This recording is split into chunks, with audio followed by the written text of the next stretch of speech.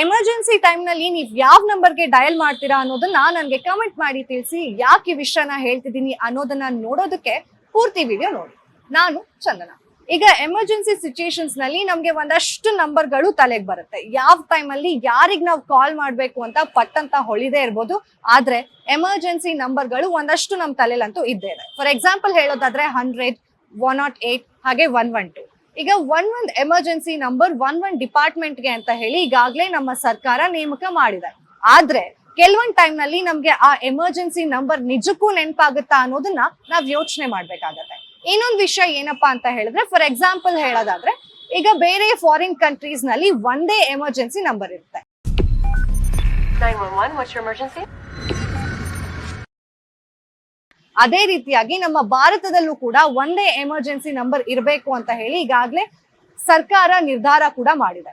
ಈಗ for example ಹೇಳೋದಾದ್ರೆ ರಸ್ತೆಯಲ್ಲಿ ಯಾರಿಗೋ ಒಬ್ರಿಗೆ ಆಕ್ಸಿಡೆಂಟ್ ಆಗಿದೆ ಅಂತ ಇರುವಂತಹ ಸಂದರ್ಭದಲ್ಲಿ ಸಾಕಷ್ಟು ಜನ ಅವ್ರಿಗೆ ಹೆಲ್ಪ್ ಮಾಡೋದಕ್ಕೆ ಹಿಂದೆ ಮುಂದೆ ನೋಡ್ತಾರೆ. ಯಾಕಂತ ಹೇಳಿದ್ರೆ ಕಾನೂನಾತ್ಮಕವಾಗಿ ನಾವು ಕೂಡ ಆ ತನಿಖೆಯಲ್ಲಿ ಭಾಗಿಯಾಗಬೇಕಾಗತ್ತೆ ಅಂತ ಹೇಳಿ.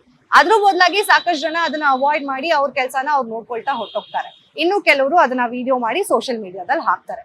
ಯಾರು ಹೆಲ್ಪ್ ಮಾಡೋದಕ್ಕೆ ಹಿಂದೆ ಮುಂದೆನೆ ನೋಡ್ತಾರೆ. ಇಂತಹ ಸಂದರ್ಭದಲ್ಲಿ ಈಗ ಗುಡ್ ಸಮಾರಿಟನ್ ರೂಲ್ಸ್ ಹಾಗೆ ಗುಡ್ ಸಮಾರಿಟನ್ ಅಂತ ಹೇಳಿ ಒಂದು ನಿರ್ಧಾರನ ತಗೊಂಡಿದೆ ಸುಪ್ರೀಂ ಕೋರ್ಟ್ ಹಾಗೆ ನಮ್ಮ ಭಾರತ ಸರ್ಕಾರ.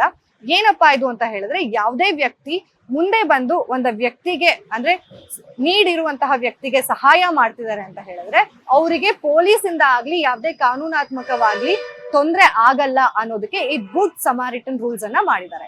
ಇದರಿಂದ ಯಾವ್ದಾದ್ರು ವ್ಯಕ್ತಿ ಆಕ್ಸಿಡೆಂಟ್ ಆಗಿ ಕೆಳಗಡೆ ಬಿದ್ದಿದ್ರೆ ಅವ್ರಿಗೆ ಖಂಡಿತವಾಗ್ಲೂ ಒಂದ್ ಮನುಷ್ಯ ಹೆಲ್ಪ್ ಮಾಡ್ಬೋದು.